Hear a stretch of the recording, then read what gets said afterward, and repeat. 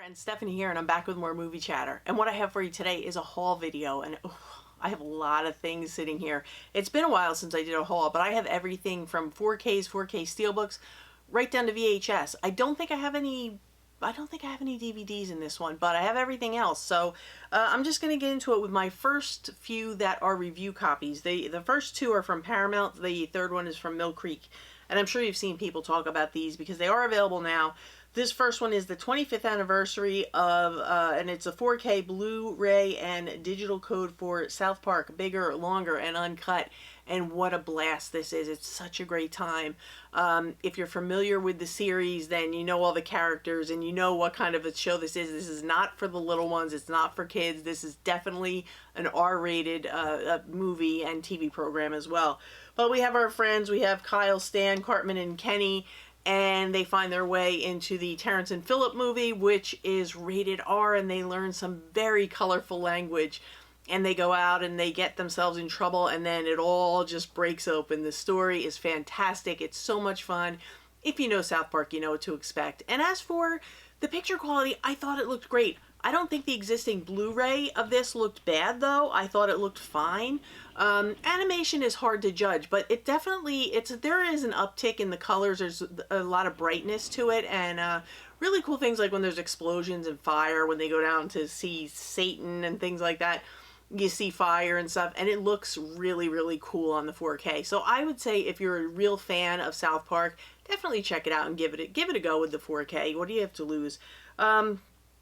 As far as special features, it is kind of limited with special features, but that is not uncommon when you have an existing Blu-ray, or maybe there just wasn't a lot of special features at the time.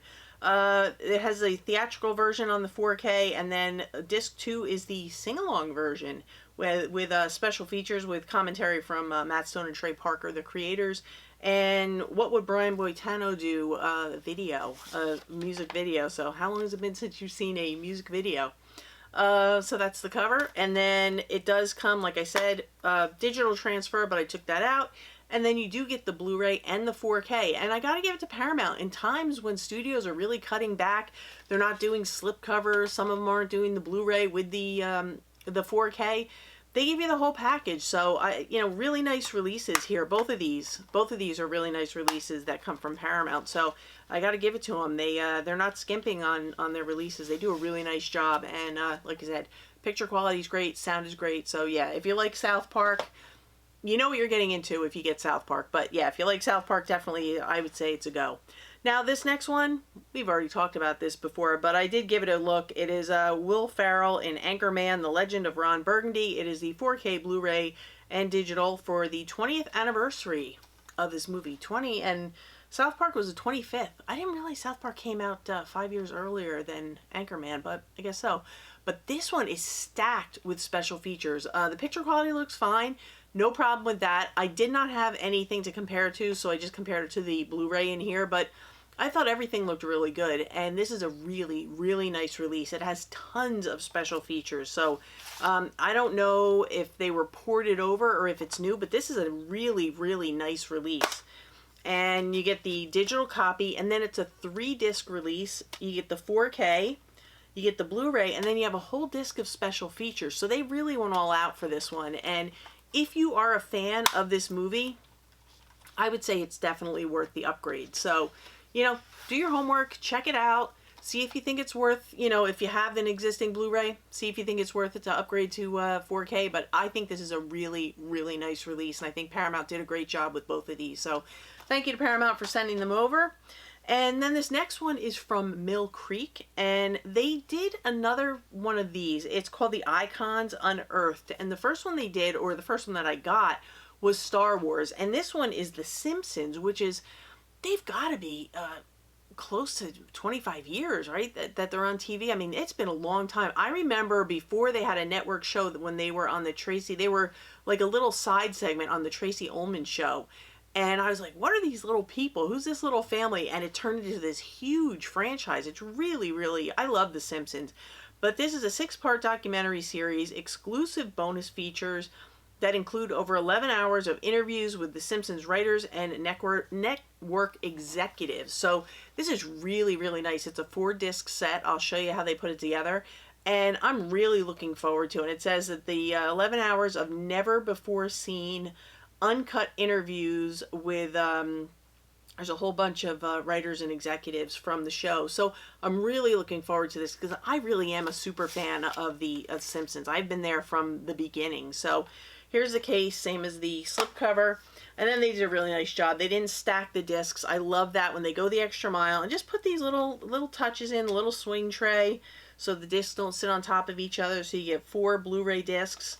And it really nice, and you can pick this up right on Amazon. It's available now. And also check out the other one, the Star Wars one. And I showed that in a previous video when that one came in, and really, really good stuff. So I hope they continue with these because I love stuff like this, like behind the scenes stuff and all that. But pick up the Icons of Icons Unearthed, the Simpsons version.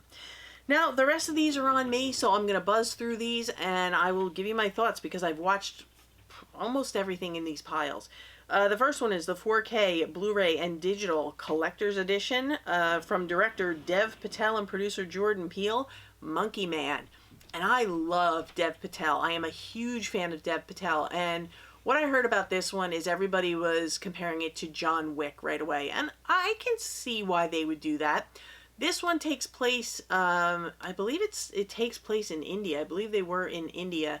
And Dev Patel is a man who's seeking revenge. He kind of plays this, he just keeps his head down and does his job. He's working as like a line cook in a restaurant, and he's there for a reason, and he is looking for revenge for his mother.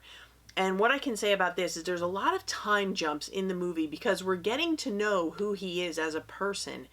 And we're seeing the things that happened in his life when he was a young boy up until present day that made him in the position that he's in, where he is so angry and he wants revenge. And it's just really well done, and you have your fight sequences in between, but you never get lost. You can follow it the whole way through, but really, really good stuff. And like I said, I believe they had it supposed to take place in India, and he is really guided by the Hindu faith that he was taught by his mother. So that's all I'm going to say about it because that really has a big part in how this plays out. I do think it's different from John Wick because he's a very different character than John Wick. But if I had to compare it, I would say this is most like John Wick, the first chapter, chapter 1, where they are building the story and letting you know who he is. Now, as far as continuing this, I'd love to see them continue it. I don't know if there's plans to. If you've heard, let me know in the comments. But yeah, I really, really enjoyed this. I thought it was great. The action was great. The storytelling was great. The way they did it was great. The way they put the whole movie together. And I just thought it was really, really well done. It held my attention the whole time. And if you're an action fan, you're going to really enjoy this. It's a good one. I wouldn't pass up on that one. Now, this one's really surprised me. I haven't watched my Blu-ray yet, but I did stream it. I was flipping around one night. I saw it, and I'm like, oh, let me give it a look. It's called The Last Stop in Yuma County. It stars Jim Cummings, and also Richard Brake is in here. He's in a lot of the Rob Zombie movies. He was in 3 from Hell. Kind of replaced when Sid Haig passed away, and he could not be in the movie. Obviously, he was sick when they were filming, and then he subsequently passed away. But Richard Brake was the third person of the 3 characters. And what this is we have a guy who is a knife salesman, and he's driving through like this kind of desolate area, and he stops at a gas station because he wants to get gas, and there's no gas. The guy tells him the truck is running late. You can go over to the diner next door and wait, and I'll come and get you when the gas truck comes. And while he's over there waiting for the gas to arrive, he's eating, he's talking to the waitress, and people come in, and they're not very good people, and they have just committed a robbery, and they still have the money in the car. And all I'm going to say is things get wild, and it is a really, really great time. This is such a fun movie, so under the radar, but definitely The Last Stop in Yuma County, definitely worth a watch. And you could do what I did, stream it first and then see if you want to pick it up, but I am definitely going to revisit this one, so I really enjoyed it. Another one that's really good is a documentary. I think I grabbed this on Orbit. It's from Kino Lorber, though. It's called Remembering Gene Wilder. So good. If you are a fan of Gene Wilder, even if you're not and you just want to know more about him, this is a fantastic documentary about his life and his career and all the work that he did, and the different movies that he did, and it just made me want to see everything he's ever been in. But this was a really, really good documentary, so definitely watch that one. And this is an older one. It's from 2001. I did not have a Blu-ray of it, and I wanted to watch it, and I couldn't find it anywhere, so I picked this up really inexpensive on Amazon. It's called 3,000 Miles to Graceland. It stars Kurt Russell and Kevin Costner. It says Crime is King. And these two guys were in jail. They get out, and what they want to do is they have a group of friends we'll call them, and they want to go and they want to pull off a heist in Vegas. And that's all I'm going to say, but it is a great action crime movie. It is so much fun. I really enjoyed this the first time. I saw it a long time ago, and for some reason I just wanted to watch it again, and it did not disappoint. It really held up well. It's aged well. So if you want a fun movie and you like crime action type of things, definitely pick this up. And Kevin Costner, he's absolutely a horrible person in this movie. So that was really different to see, and it was really good. He did a really good job at being really awful, but this is really a lot of fun. And the next one, I'm sure a lot of you have already seen this one. It's A24's Civil War. And this is a tough one to watch at this time, and basically it's a dystopian film, and dystopian time, and we're following a bunch of reporters who are trying to get to Washington D.C. before this group of people who want to take over the White House get there, and that's all I'm gonna say. If you're up for it, give it a watch. I don't know. I was kind of on the fence about this one. I have to watch it again because I was very, very tired. It wasn't bad. It's just maybe it's just not something I want to watch while the world feels like it's on fire around us right now. But I think it's a well done movie. I thought the pacing was a little weird, or maybe I was just tired. But Civil War. Let me know if you liked it, if you've seen it, if you liked it, down in the comments. I haven't watched this one yet, but I've seen all the other ones, so I figured I'd pick this one up. It is the Blu-ray of Ghostbusters: Frozen Empire. I'm a big Ghostbusters fan. I mean, come on, from way back. How can I not pick this one up? So I'm looking forward to checking this one out and watching it. And I got this one from Umbrella Entertainment, The Raid. If you like martial arts and that type of thing, and you don't mind some subtitles, pick up The Raid. It's really, really good. And I'm like this with martial arts. Sometimes I like it, sometimes I don't. It has to have a good story with it. Really good story, and it looks beautiful.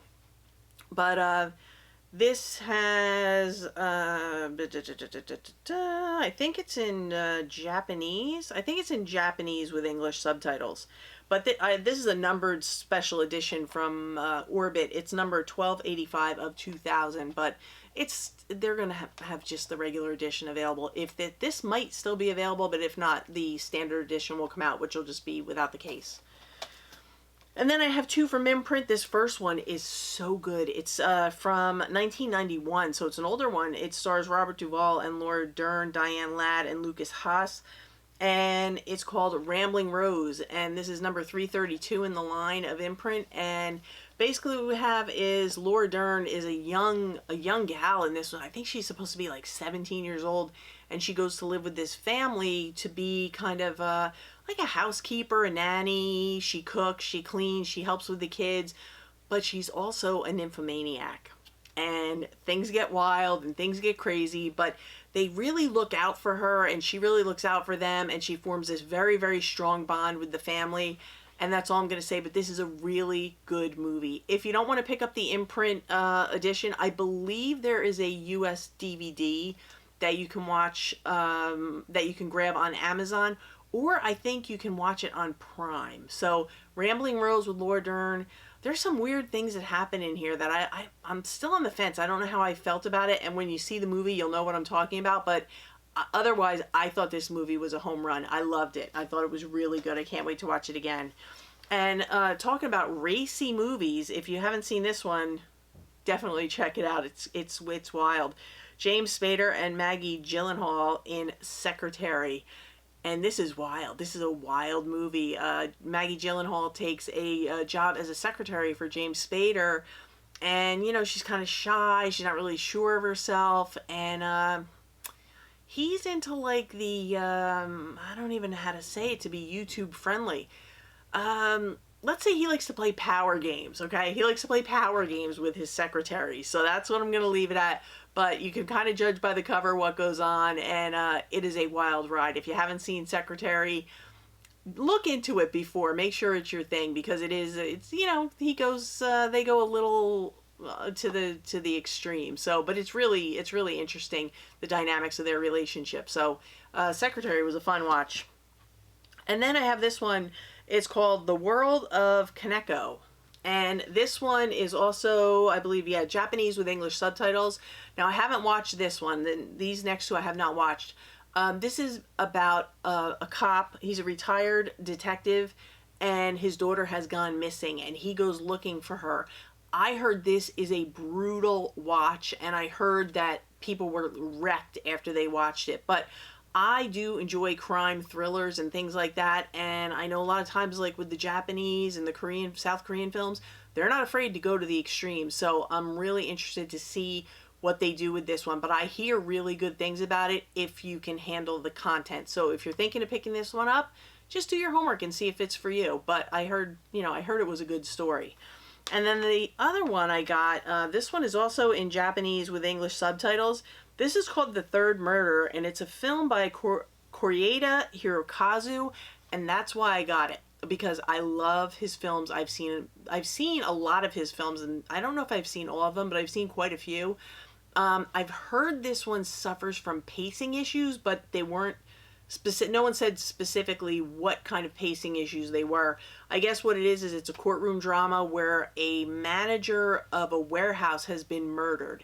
That's all I know about it, so I'm looking forward to watching this and giving you more thoughts on it, because I love this director, and I might just go through all his films that I have at one day and just maybe do a ranking or something like that, because I think everything I've seen that he does, I always walk away very happy. I recently watched Monster, and I'm going to do a standalone review on that one, but I really did enjoy that one. I enjoyed Broker before that, so there's quite a few we could talk about, but I'll let you know about this one after I watch it. Like I said, I did read pacing issues. I don't know. And I don't know if I showed this last time. I don't think I did, but I did pick up the Blu-ray of American Fiction. I haven't rewatched it since I streamed it. I did enjoy this one. I thought it was good. I kind of fell asleep at the end because I was just tired, so I have to rewatch this, and I want to see how the ending, because the ending, if you've seen it, you know what I'm talking about with the ending. I want to tie it all together. So, but what I saw of this, I really, really enjoyed. So American Fiction definitely had to come to the collection. Okay, and then I have the latest offering from Second Sight. It is called Haunted Asylum, and I love this one. This is a found footage movie. It's one of the better ones. I don't always connect with found footage, but I really love this one. It's a bunch of students, I believe they are, and they go out to check out this abandoned asylum, and the more they get into it, the scarier it is. I'm trying to see it. Yeah, it's in Korean with English subtitles, but let me tell you, this is terrifying in parts. This really scared me. I think it's a very effective found footage movie. It's only in Blu-ray. I don't think found footage is helped by 4K at all, so I'm happy they stayed with the Blu-ray. It is region locked though, so if you do want to get, if you're not region free and you want to get the movie, you can grab it right on Amazon. They have the Blu-ray right on Amazon, and it's very, very good. It's good quality. The picture quality is good. You know, it's found footage, but it's good. It doesn't have a lot of shaky cam and stuff like that, but there are some wild things that go on in this one.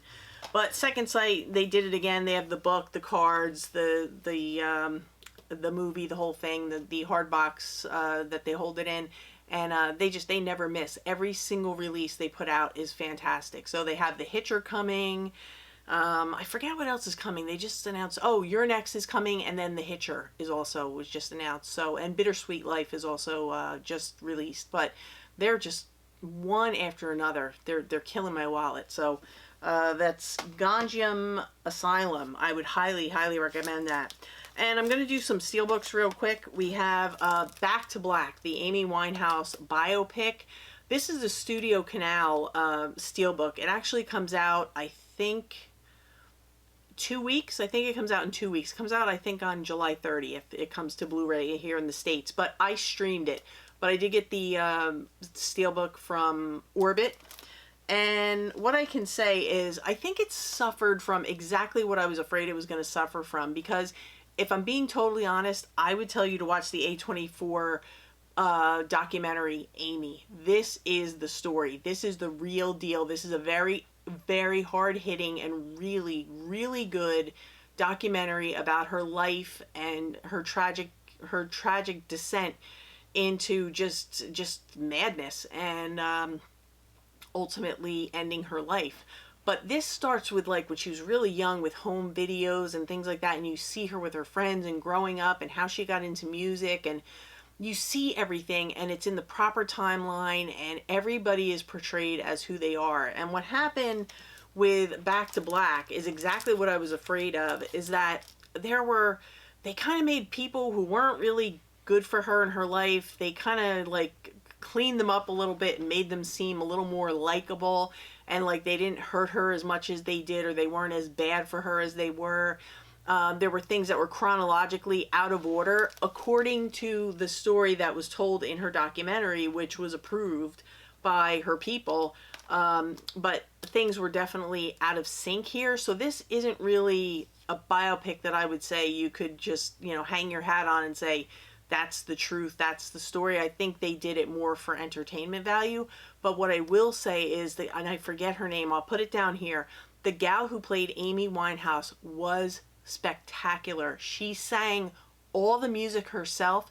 She was amazing, because I can't imagine that Amy Winehouse's voice is easy to replicate. She did a fantastic job. She held me in the movie. But as far as like the timeline and things like that, it was kind of what I expected it to be. But you know what? I love Amy Winehouse, so I wanted to have it in my collection. But what I would tell you, definitely see the documentary from A24. And then, of course, we have the Ministry of Ungentlemanly Warfare, the Guy Ritchie movie, and this very cool Steelbook edition. This a Lionsgate Steelbook, and you have the grenade, if you know, you know. And we have the digital copy. You have disc art and interior art. I like this. It's, you know, a typical Guy Ritchie movie. You have to watch it with the subtitles on. Very fast moving, really all over the place. But I thought it was a lot of fun. I thought it was exactly what I expected it to be coming from Guy Ritchie. Like, I thought it was exactly his, you could tell it had his mark on it. But I thought it was really good. I am going to watch it again because I feel like I missed a few things, even though I had the subtitles on. But what I saw of it, I really did enjoy. So it would be the Ministry of Ungentlemanly Warfare. I would say give it a go. Give it a look. I mean, come on, this is a no-brainer. It's the 4K Steelbook of Twister. I had a heck of a time getting my hands on this. Tony from Basement Blues was kind enough to sell me his extra copy because my pre-order got canceled. I don't know what happened, but I know people are having a really hard time finding this. They say it's going to be restocked. I don't know when, but I know Amazon's backed up. Groove is sold out, so I don't know. But this looks fantastic, and let me tell you, the Atmos, the sound mixing is insane. You feel like you're in the middle of the funnel cloud. It's crazy. It is so worth the pickup. If you're a fan of disaster movies, and Twister in particular, definitely go for it. Don't sleep on it. And there's a slipcover version too, so either one. And of course, I love this movie, so I had to pick it up. Tom Hanks in Captain Phillips. This is the 4K. It's a 4K and Blu-ray. And interesting fact, the lifeboat that the pirates take Captain Phillips in, the little orange lifeboat, it is actually, the real lifeboat is housed in Florida. And one of my friends was telling me she went to visit it, and she was seeing all the bullet holes and everything that the Navy put in the side of it, and she said it was really, really wild. So one of these days I want to get down there and see it. But I love this movie, and the 4K looked amazing. It is a gorgeous 4K transfer. So if you get the chance to pick up Captain Phillips 4K, definitely do it. And this one, everybody's waiting for this one, Robert De Niro in Taxi Driver. And there was no slipcover version for this one, and I don't think there's a slipcover for Captain Phillips either on 4K. But you know what? I don't care. We got the Steelbook, we got the 4K, and it looks great. I just watched it the other night. Really, really, it's worth the pickup if you're a fan of Taxi Driver and you didn't get the big box set that it was in. I'm just happy that they released it standalone, slipcover, Steelbook, whatever. I'm just happy to have it. And of course we got, now is it Saw X or Saw 10? I don't know. I call it Saw X, but we got this really amazing 4K Steelbook from Walmart. Look at that cover. It's insane. And then you pull it out and you have this on the cover. And this is your back.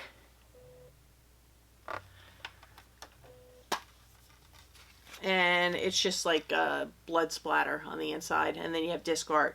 But I really enjoyed Saw X, Saw 10, Saw X, and I know we're getting an 11, so I thought Saw X was a return to form. I thought that they went back to the really solid storytelling. Saw is actually one of my favorite horror franchises. I'm going to get into that more in October, but I'm going to do something special with the Saw franchise. But I thought that this one was a return to form. I thought that it had gotten a little kind of complacent, and I thought this one, it just went back to the solid storytelling. And I don't want to say too much because if you haven't seen it, I don't want to ruin it, but if you're a fan of Saw and you can handle the gore, definitely see Saw X, Saw 10, whatever it is. Definitely see it, and if you can get your hands on this Steelbook, pick it up because it's a banger. It's really, really good. And this one, I'm dying to see this one. I have heard nothing but amazing things since the awards season. And it's a Studio Ghibli title, The Boy and the Heron. I have not seen it, but I don't know if it was Academy Award winner, Best Animated Feature, right under my hand. But I knew it was up for an Academy Award, but I didn't know it won. But I grabbed the Steelbook from Orbit, and I am going to probably watch this tonight because I can't wait to see it. And I put this up here because I know the Prime sale is still going on until late tonight. The Studio Ghibli Steelbooks are all on sale, so if there's anything that you're looking to pick up, definitely go grab it. And I have a few more horror titles. I have Immaculate. I thought this was really, really hyped up. I don't know if it totally lived up to the hype. It's definitely gory. The third act of the movie is definitely gory, but we have a gal who goes to live at a convent and something's going on with her, and it seems that somehow she has the Immaculate Conception, and that's all I'm gonna say. I don't want to give anything away, but it's not real scary. So if scary movies bother you more than gore, and the gore, like I said, is only in the third act, if this is not scary. It's weird, it's creepy, it's vibey, but it's not scary. So I'm kind of in the middle with this one. It's okay. It's going to stay in the collection, but it was all right. The third act for me saved it, so I thought it was okay. And then this one I really liked. I have to watch it again. I haven't seen it in a long time. I streamed it a while ago when it first came out, and it is Abigail, but I really remember enjoying this one. I don't remember the facts of it, but I remember that I did enjoy it, and I wrote it down immediately to pick up. So Abigail, I will be rewatching again very, very soon. And these next two I picked up because people left it in the comments and told me to get it. I don't know anything about this. I know Wes Craven said it will leave you breathless, and it is called The Signal. But it was put out by Magnet, and usually anything by Magnet I usually enjoy. So I picked this up, so when I watch it, I'll let you know. Maybe it'll show up in an October Halloween type thing. And someone said when they were watching my collection videos, they said, "Why don't you have Black Sheep?" Now I do. So thank you for the recommendation. I will watch this and I will get back to you with my thoughts. So I picked up Black Sheep on you guys, on your recommendation. And this is a movie that I really like. Now, it's not going to be for everyone, but I really did enjoy this. I thought this was just a beautiful, beautiful movie, and I'm so happy. Not only did it get a Blu-ray release, but it's getting a Criterion release, I believe, in September. It's called All of Us Strangers. And I believe it takes place in London. And what we have is a guy, and he meets another guy in his building, and they kind of start to hang out, and it forms a relationship. They have a relationship together, and the one guy, he's dealing with grief and trauma from losses in his childhood, and he keeps having urges to go and drive by and visit his childhood home, and that's all I'm going to say about it. But what I will tell you is that this is a beautiful, beautiful movie about human connection, about grief, about trauma, about healing, about reaching back into the past and trying to connect with the people that you miss in your life when you have things that you want to share and you don't know who to share them with because the people that you want to share them with, maybe they're gone. and it's just a beautiful layered movie. So if you want to take a chance on one, I would say All of Us Strangers, it's worth a shot. If you're not sure about the content, give it a stream, but made it to the Criterion Collection, so there must be something to it, because I know a lot of people love this movie, and I give it a big two thumbs up. Like Siskel and Ebert, 2 thumbs up. And then I picked up Challengers. I didn't know anything about this. I knew it was about tennis, and that's pretty much what it's about. And Zendaya, is it Zendaya? Is that how I say her name? From Erotica. But, and Spider-Man.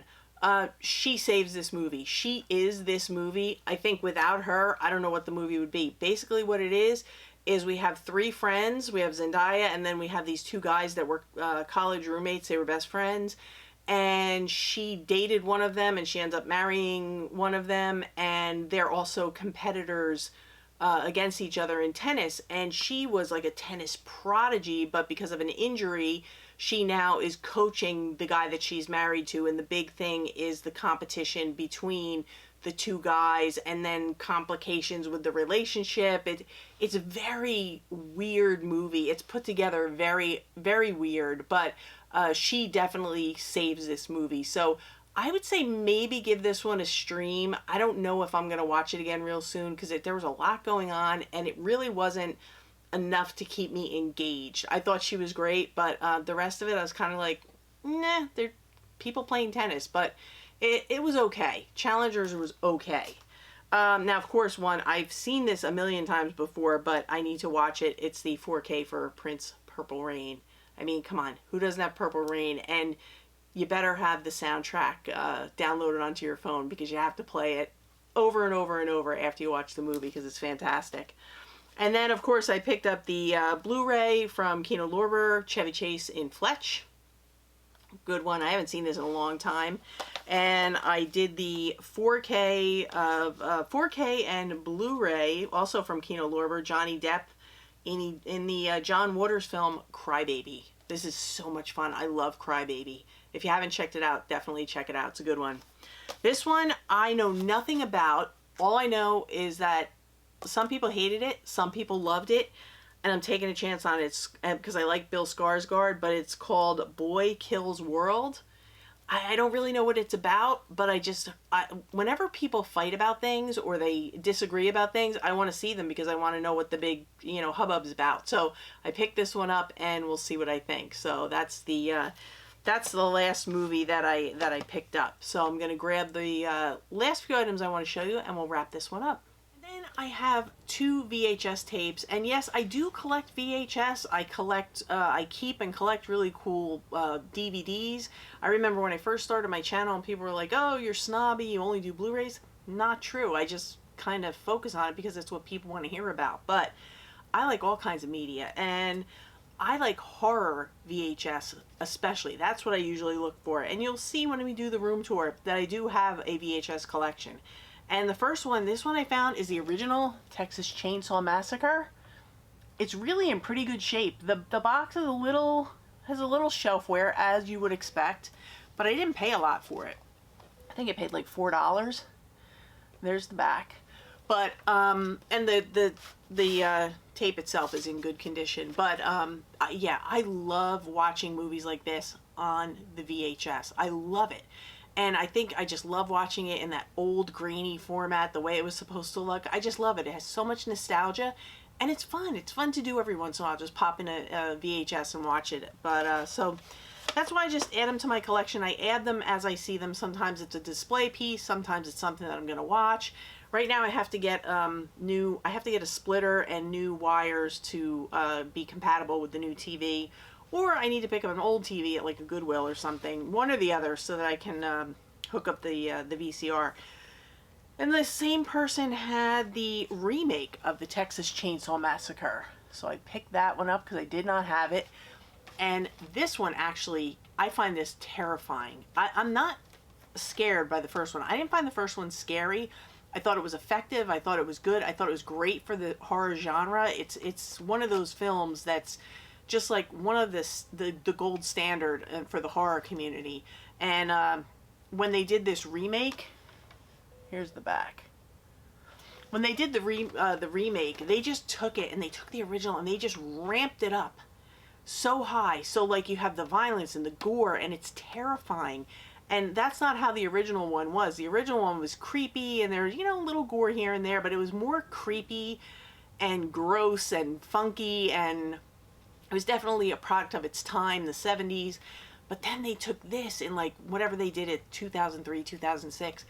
It's nuts. It's so scary. It's terrifying. It's absolutely terrifying. So I don't know. Tell me down in the comments, what do you think of the Texas Chainsaw Massacre, the original versus the remake? I love them both, but for different reasons. So I wanted to have them both in my VHS collection. So that was that's just the last three things I wanted to show you. That's what I have for you today. I know it was a big haul. I want to thank you. If you hung in this long, thank you so much. And even if you watched 5 minutes, you know I appreciate everyone who comes on, clicks on the videos, and checks everything out and listens to me babble on and on and on and on about nothing. But I appreciate all of you, and I want to thank you for watching.